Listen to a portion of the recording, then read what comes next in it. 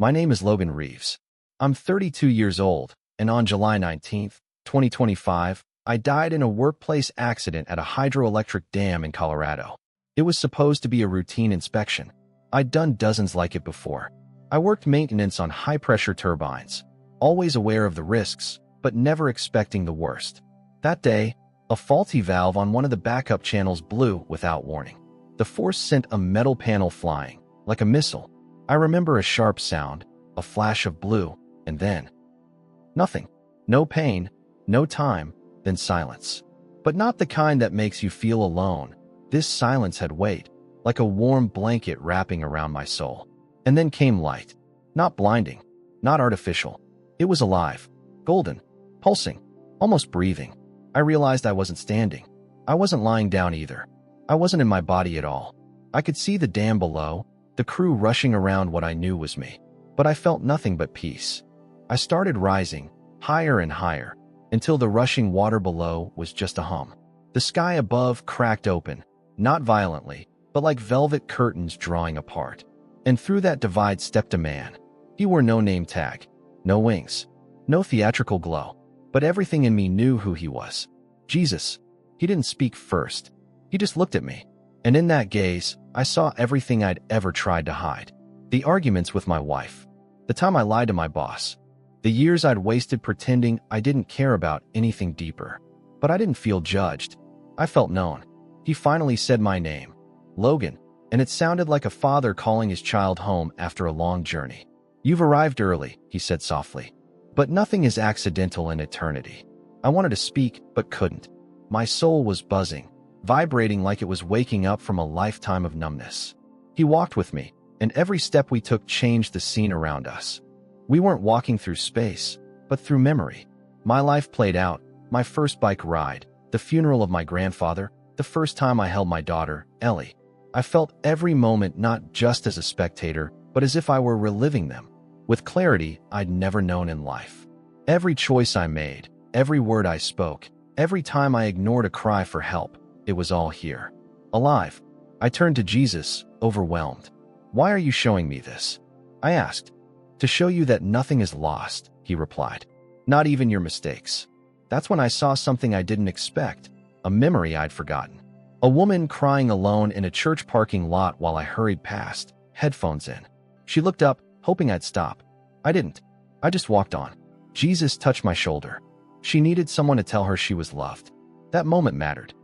Guilt swelled in me, but his touch didn't shame me, it healed. You think your life was small, he said.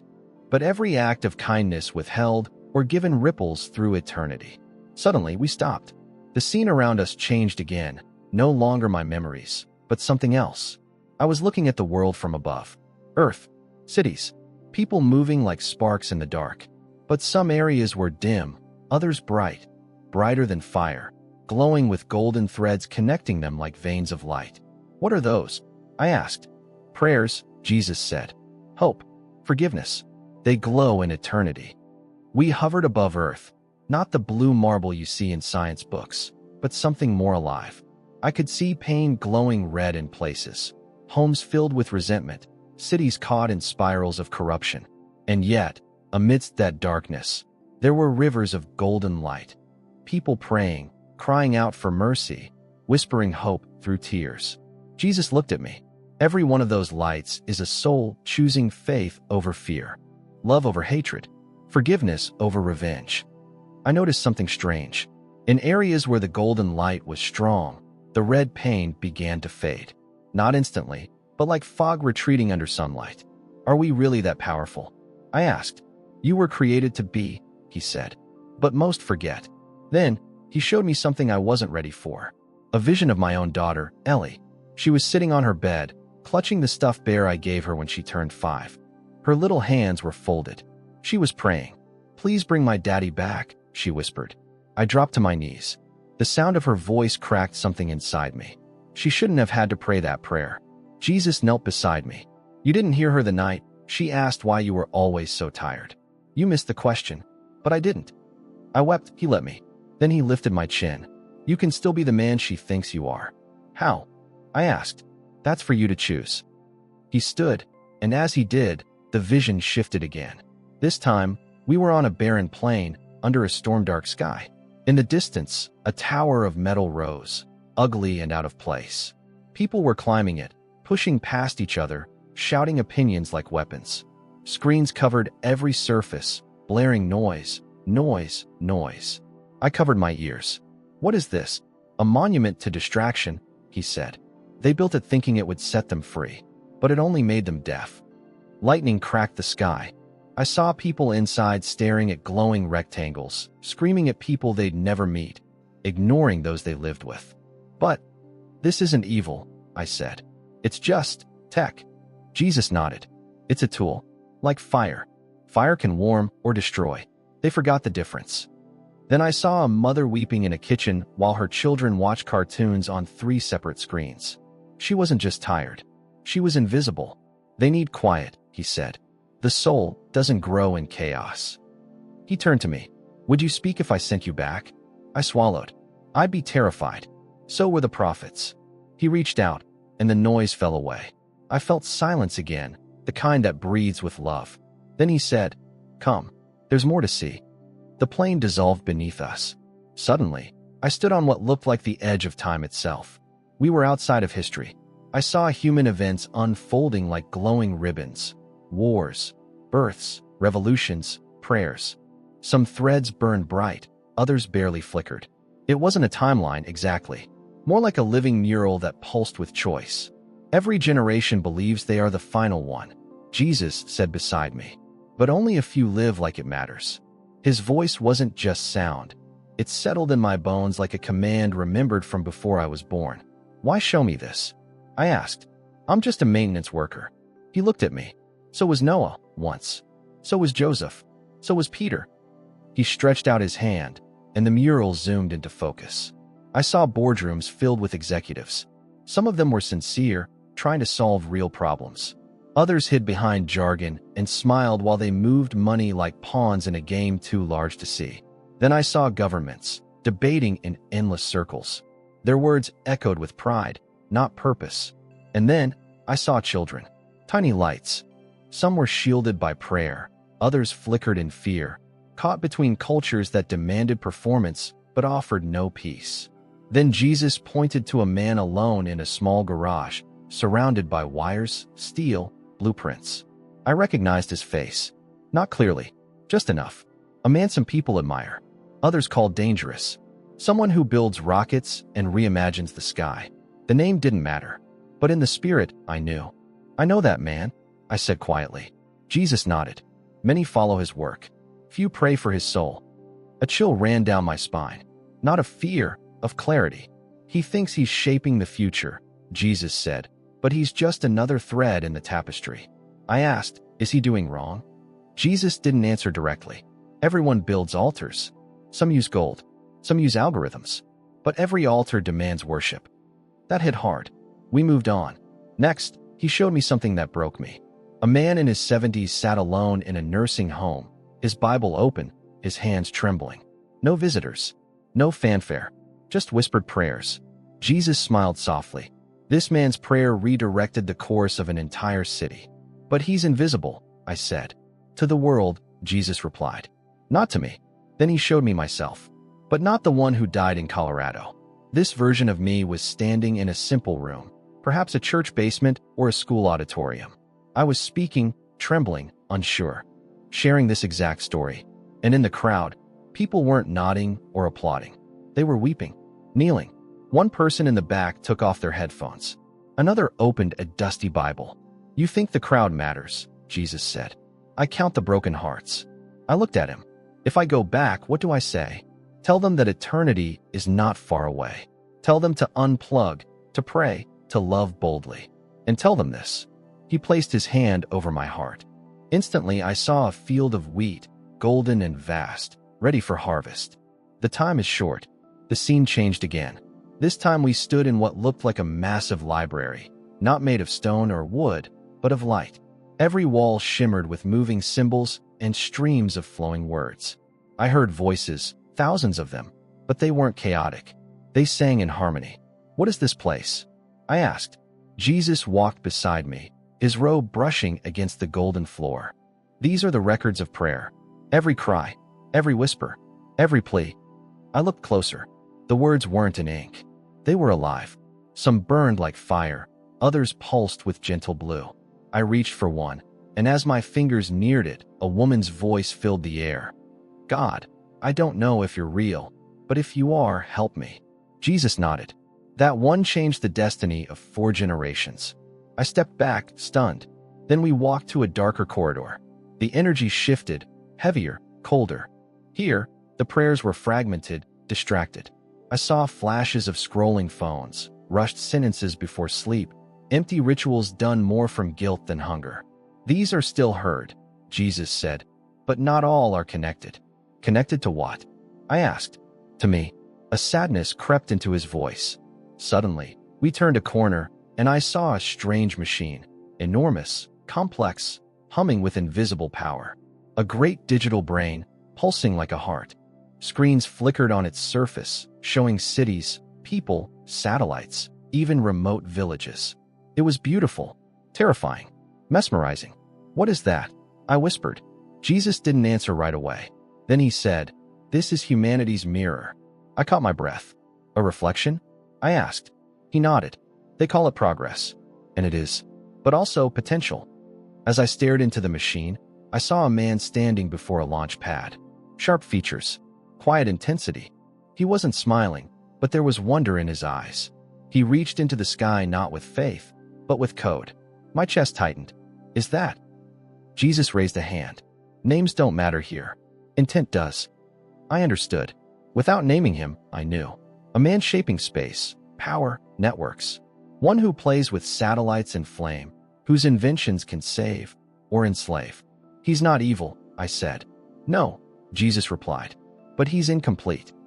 I watched as the man stared at a glowing screen, unaware of the prayers rising around him, from mothers, from farmers, from children with no electricity. He was building towers, but missing signals. Will he ever see you? I asked. Jesus' eyes gleamed. Even kings have dreams, and even inventors hear whispers when the world goes silent. Then he turned to me. That's why your voice matters. My voice. I said. You think this moment is about death, he said. But it's about awakening. He showed me crowds. Not vast stadiums. Simple gatherings. A boy watching a video on an old phone. A grandmother playing a YouTube story for her grandchildren. A soldier listening in the dark. And in each scene, they heard something. A name. A plea. A warning. Something real. You will not change the world, Jesus said. But you will change someone who does. That hit deeper than anything else. We left the machine behind, and suddenly we stood in silence again. But not the warm, peaceful silence I had known before. This was heavier. Still, like a courtroom before the verdict. I looked around. We were in a great hall, vast and shadowed. The walls shimmered with moving images, not just of my life, but of lives I'd touched without ever realizing it. Jesus stood beside me, no longer walking, but simply being. He watched me, not judging, not correcting, just allowing me to see. A man I barely remembered, a co-worker I used to ignore in the break room, appeared on one wall. He had once asked me if I believed in anything. I'd shrugged, said, not really. I didn't know he went home that night, and threw away a Bible he'd just started reading. Another image, a teenage boy I'd helped fix a flat tire on the side of the road. I didn't say much, but something about that act made him decide to call his estranged father. Another, a friend who left the church, but remembered I'd once said, I think God still speaks if we just shut up and listen. Years later, he started praying again. I wanted to fall down, not from shame, but from the sheer weight of what I didn't know I was doing every day. Every word, Jesus said softly. Every silence, every glance, every time you look up instead of down, echoes. I didn't think I mattered, I said. You thought wrong. He walked forward, and the hall vanished into wind. I was falling, but not alone, not afraid. I landed on a field. Familiar. Mountains in the distance. A small church up on the hill. I recognized it. I was baptized here, I whispered. Let's walk, he said. We moved through memories. My mother's trembling voice the day I came home drunk at 16. My daughter's laugh when I first took her fishing. My wife's silence on the day I missed our anniversary for an inspection I didn't even need to do. And then, another scene. One I tried to forget. I was at a hospital bed, holding the hand of a man I hadn't spoken to in 20 years. My father. He was dying. He tried to say something, but I stopped him. "We don't need to talk about the past," I'd said. But now, standing in this memory, I heard the words he'd tried to say, even though he never got them out. I was wrong. "I'm sorry. I love you." It broke me. I turned to Jesus. "I missed it." "No," he said. "You'll carry it forward." And then he showed me a future I hadn't lived yet. Not a long stretch of life, just a single moment.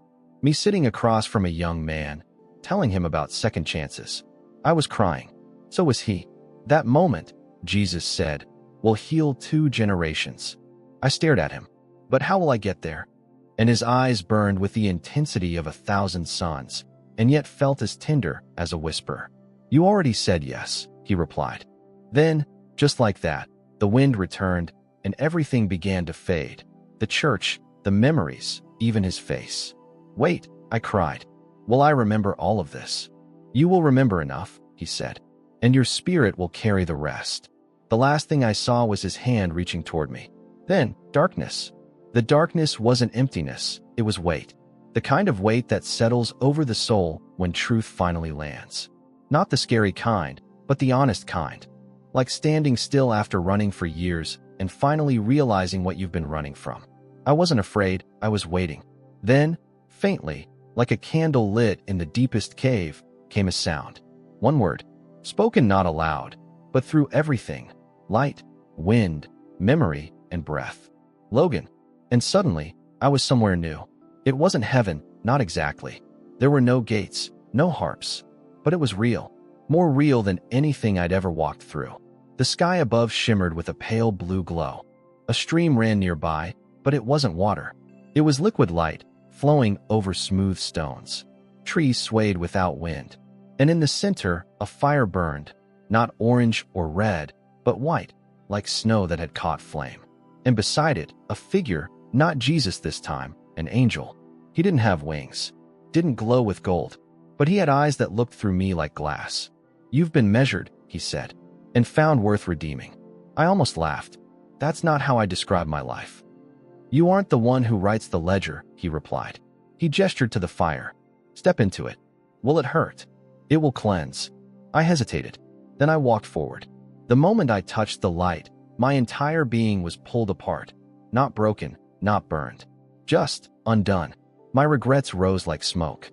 My bitterness like ash. Every lie I'd told, every opportunity I'd buried, every ounce of pride, all of it lifted off me and vanished into the blaze. And what remained? A whisper, not from the fire, from within. "I still want you." My own soul, still aching for the one I'd met earlier. Suddenly, the fire blinked out, and the angel spoke once more. "It is done."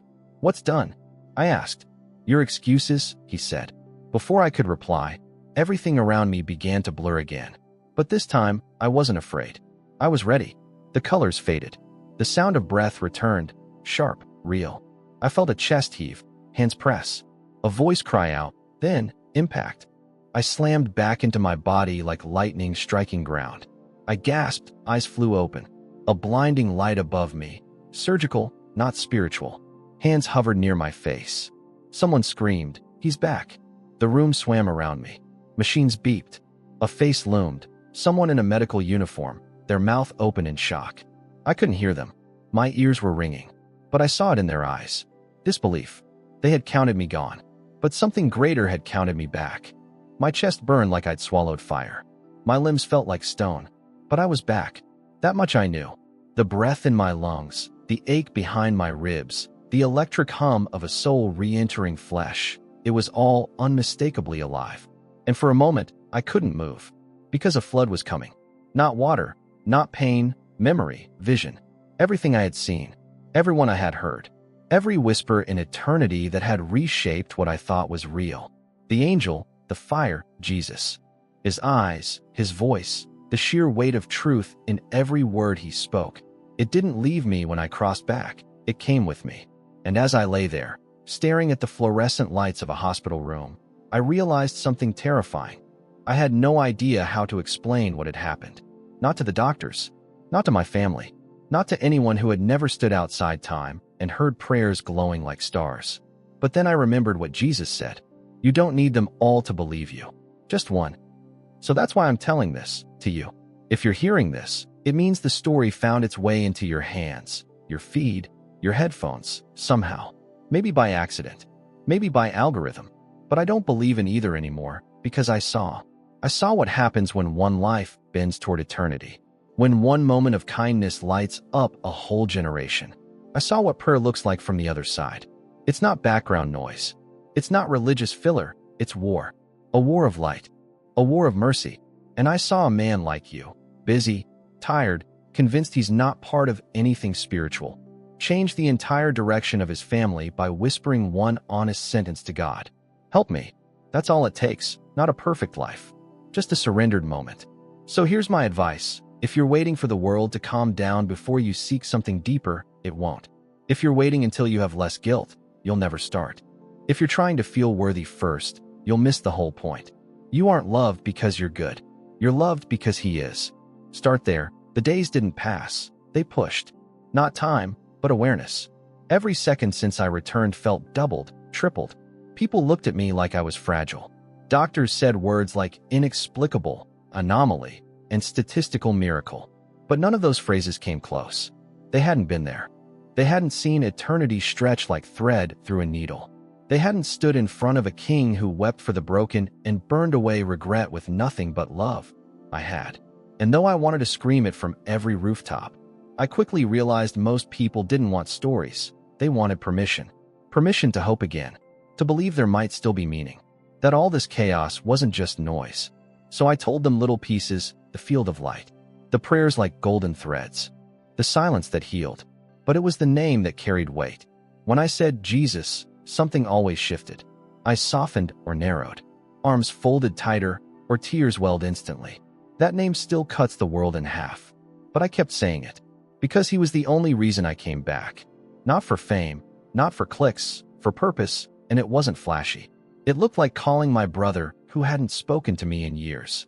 Apologizing without defending myself. Sitting in silence with a neighbor I never bothered to get to know. Leaving my phone off for a full weekend to listen.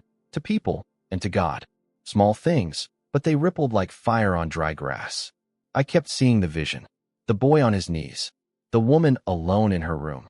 The person watching a video at midnight thinking, maybe, just maybe, this isn't all random. And that's when I knew. I didn't have to change the world. I just had to light the match. I started dreaming again. Not the kind with monsters, or flying, or forgotten test answers. These dreams were different. In one, I stood on a shoreline where waves whispered names I hadn't said in years. In another, I walked through a field where every blade of grass was a moment I'd wasted, and then watched them turn gold as I knelt in prayer. But the one I kept having, over and over, was simple. I was in a crowd. No microphone. No stage. Just me, surrounded by strangers. And I was whispering, "You're not too far gone." That was it. Not a sermon, not a list of rules. Just that phrase, over and over. And I began to see the faces in the crowd. They weren't strangers anymore. They were people I'd see the next day, or the day after that. The man behind the counter. The nurse adjusting my four. The janitor sweeping the hall. God wasn't sending me to platforms. He was sending me to people, one at a time. And each one carried a story, a scar, a soul. They didn't want perfection. They just wanted proof that grace was still in circulation. That's why I was still breathing. Not to be a hero, to be a witness. I woke up gasping. Air tore into my lungs like fire meeting frost. My eyes snapped open. Fluorescent lights. Hands on my chest. Shouting. Chaos. And one voice, trembling. We lost him for 20 minutes. But I wasn't lost. I had been sent. Not just brought back, but assigned. No tunnel, no choir. Just breath. And the memory of eternity burning behind my eyes. So here's what I need you to hear. You don't have to die to wake up. You don't need visions to know you've been called. You're already standing at the edge of eternity. Every day, every choice, every word. What you think is small is shaping forever. What you think is just regret is redeemable. Don't waste another second. Forgive, repent, pray. Because I was dead, and He sent me back with just one sentence to give you. It's not too late. That's it. That's the message. Now it's yours. Logan Reaves.